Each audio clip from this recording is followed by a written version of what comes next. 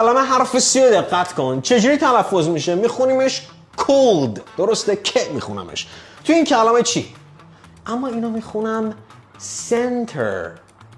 اینجا سه خونده شد. حالا من از کجا بفهمم حرف سی که میتونم بگمش یا سه بگمش؟ بیا قانونش رو بهت بگم. اگر حرف سی توی کلمه قبل از A O U بیاد صدا که میده. مثل چی؟ مثال بهت بزنم. مثل cat گربه، کاف فنجون، cold سرد یا کلاس کلاس.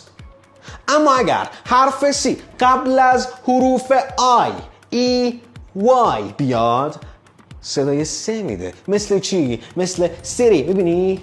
قبلش I. center یا cycle. میبینی؟ وای اومده. حالا شما برای من این کلمه رو تلفظ کنید.